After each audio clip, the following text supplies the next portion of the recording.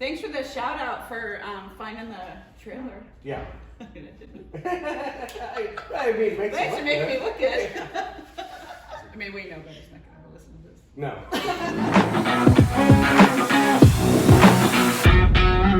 Hi everyone, I'm Mike Pettid with Metro Pros of Berkshire Hathaway Home Services Ambassador Real Estate.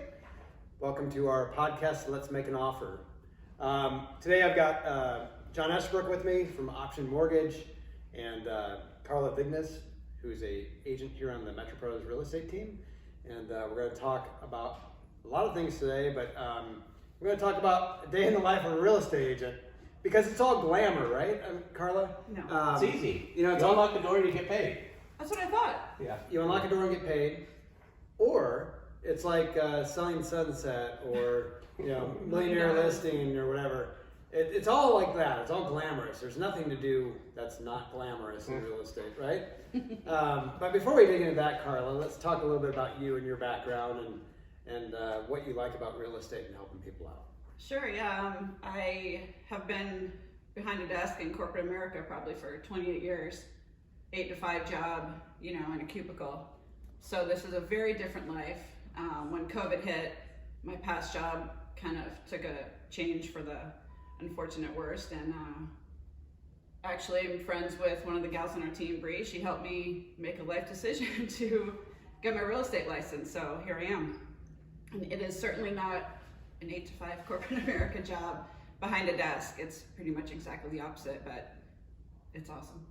Well, and you've got a really outgoing personality and go out and meet people, and that's what this business is built on. Yeah. It's built on meeting people and having fun, and Carla's Building relationships. great to work with. I mean, nobody wants to go work with a real estate agent that is just boring and down and, wah. I mean, they want to work with somebody that's fun and has experience and knowledge and can rely on a team to help them as well.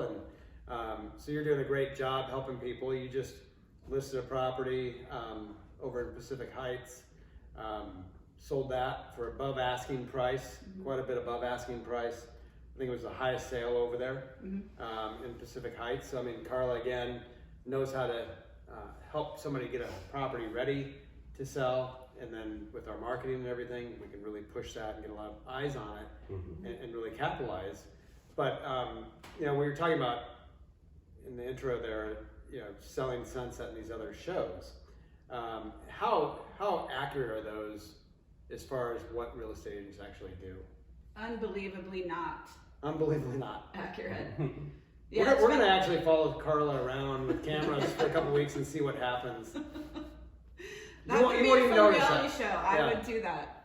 It's funny because I have friends that, they say, oh, you're a realtor now. And they reference those shows. Yeah. And we laugh about it and they look at the numbers and I'm like, couldn't be more wrong.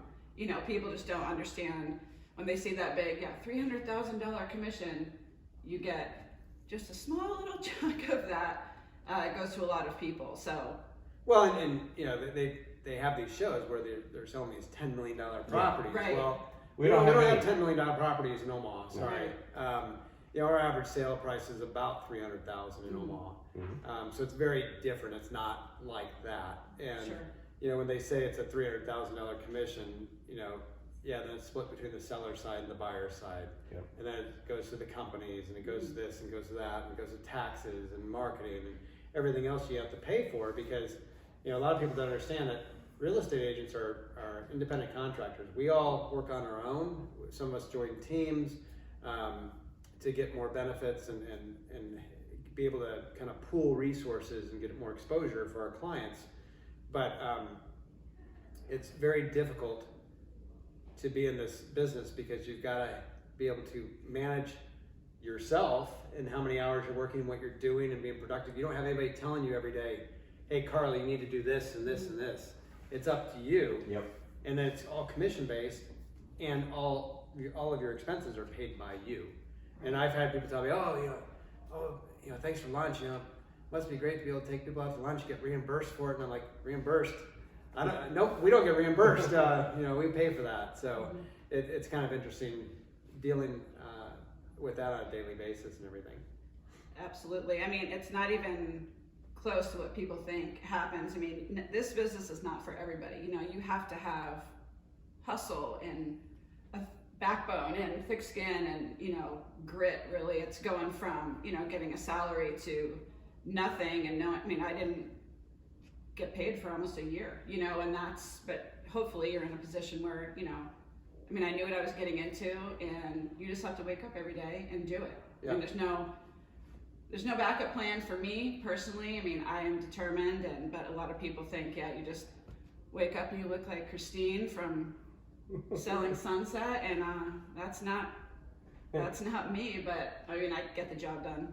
Well, so that's the question. I mean, you said you wake up and get going and everything. So you wake up, you spend an hour and a half putting on your makeup, you put on your $10,000 dress, your 5-inch heels, you got your Gucci Vuitton, Gucci bag. I mean, you can tell how much I pay attention to that. La Parade? That bag? Which one? A La Parade? I don't know. I Yeah, just yeah. made it up. But none of that makes sense to me. But, you know, so you do all that, and then you walk out of the house stumbling on your 5-inch heels and carrying this big bag, and then you're off to selling these $10 million properties, right? Sounds like a great day. And so I put on my realtor t-shirt, my jeans, and my sneakers, and I have found that I don't think people care really if you have a pencil skirt suit on, or, you know, it's about how you're taking care of them and your communication, your customer service, things like that, how you're going to help them get into their, you know, new home. So no, my makeup routine is about 5 minutes. In our last transaction, it was a client in Fremont that was purchasing a home. I don't know how many times you drove out to Fremont to get in the house for different type of inspections. They want to measure carpet, and then you were somehow in a sump pump area. I was digging that up, making sure the float mechanism worked. Yeah. I just better than checking a septic tank, you know. Yeah. Sump pump, much better. We'll hire that one out. Yeah, we'll hire that one out. But I don't know what a sump pump is really still, but I acted like I did, and they believed it. You know, Yeah. you have to fake it till you make it, and yeah, you have to be there for your clients, whether it's going to Fremont every day for 2 weeks, but the end result is helping these families get into. I like cry over Betty. Like it was a sweet customer that we worked with, and pretty much got her into her dream home. So John, coming from a mobile home yeah. to a townhouse of her own, more fits her lifestyle much better. Yeah, husband passed away, so it's her first real investment on her own, so it was really cool. But yeah, so that, you know, you can't say no. If they need to get in the house, you go do it. They need something, you go meet them. They need a paper sign, you stop what you're doing, and Even with that one, you facilitated, she had an offer from somebody that buys mobile homes on a regular basis, and Carla did some research online and found actually someone at kind of national level that purchases mobile homes, because this would have to be moved off the lot. And Carla got a hold of this guy, and the offer was $5,000 more than what the other person was offering. Mm-hmm. And he adjusted the purchase agreement to what I needed for my lending standpoint, because it's not real property. I had to get the title and everything. He took care of all of it. So finding the right person that handled the transaction, super helpful for the lending side of things. Because we had a source where that money was coming from. Right. Dealing with that sort of company, it was seamless. Yeah, there's a lot of people involved in these transactions, and you kind of have to be the, you know, cruise director of it all and keep your cool. And, you know, this was a stressful thing for the family. They had a lot going on. She has some family situations going on, so you have to just be there for them. Speaking of t-shirts, a funny t-shirt I just posted on Facebook. You know, you're a realtor, you're a counselor, you're a therapist, you know, a friend, a cleaning lady, whatever you need to be to get the job done is what we do. So.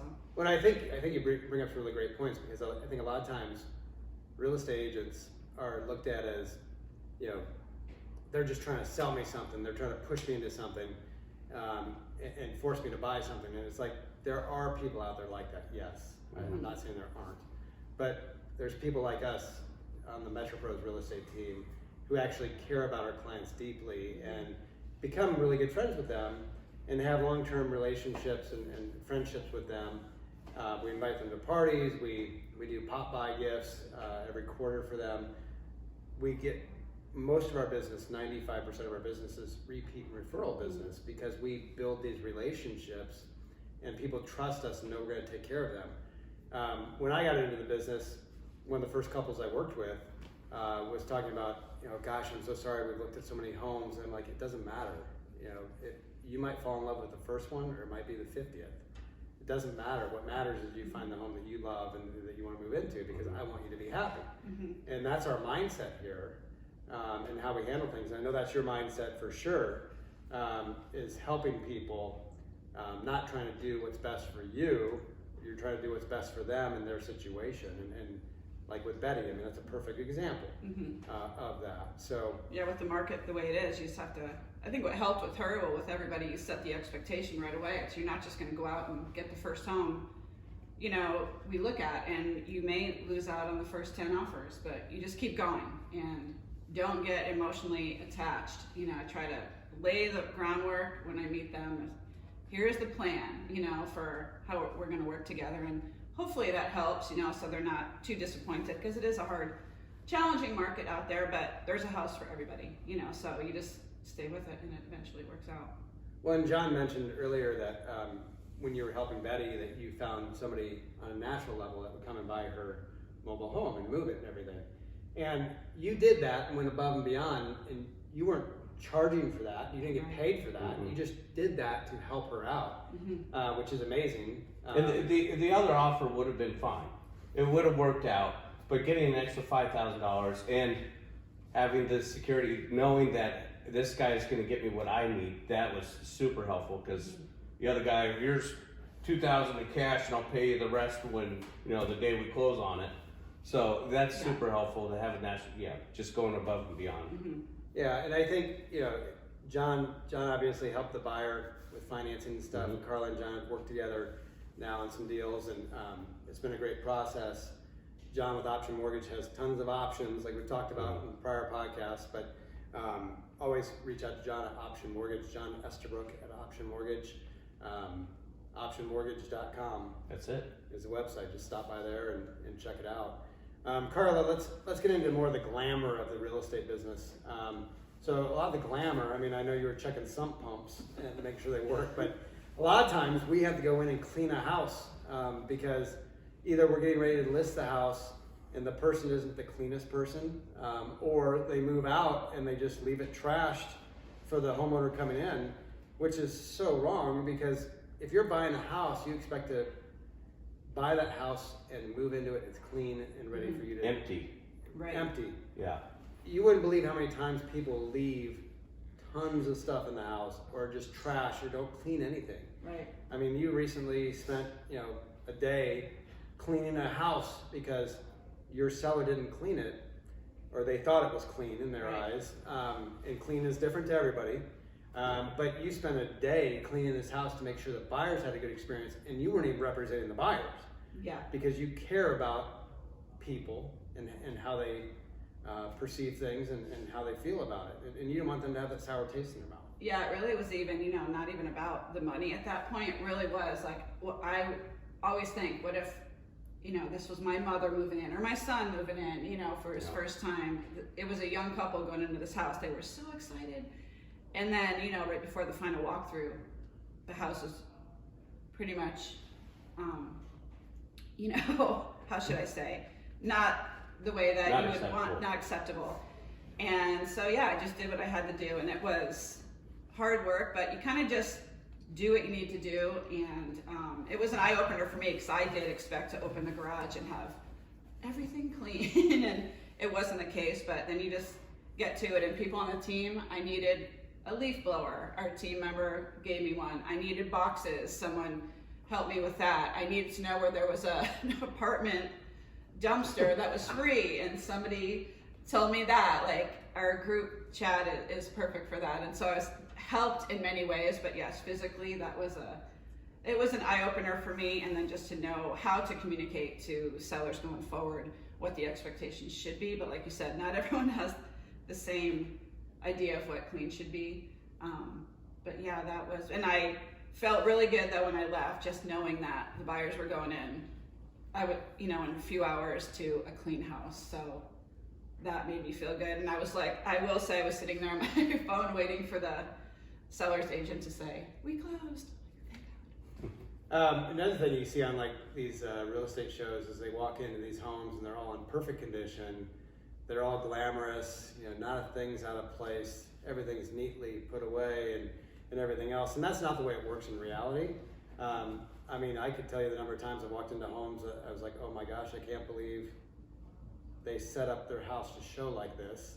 And they knew we were coming. I mean, we set up the appointment like the day before, and you'll walk in, there'll be, dirty dishes piled up and dirty clothes, unmade beds. I mean, I went to do an open house one time for somebody and walked in, there was dirty clothes all over the floor, there was unmade beds, dishes piled up in the sink and all over the counter.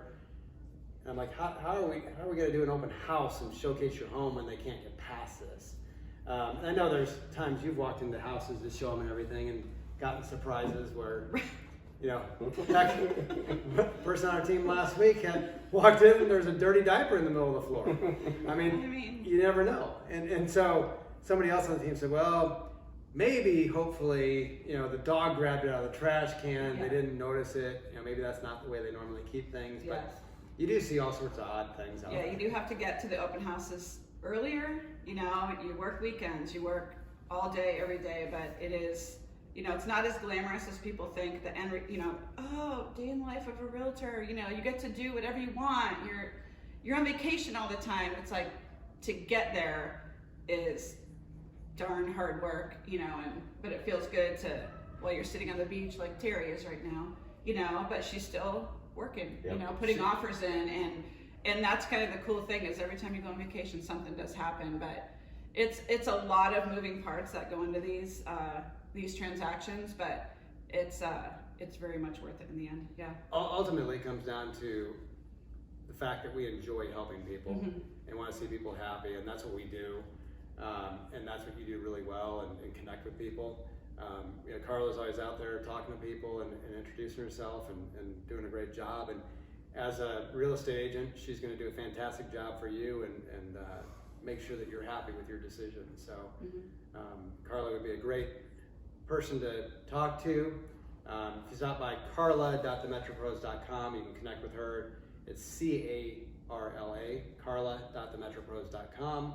And you can check out Carla's information, connect with her, see how she can help you out. And I know you'll be happy if you do choose Carla. So, John, appreciate you being here again. John with Option Mortgage, optionmortgage.com. Stop by there, check out John's information, and he can help you out. And again, thank you for listening to Let's Make an Offer, and we'll talk to you all next week.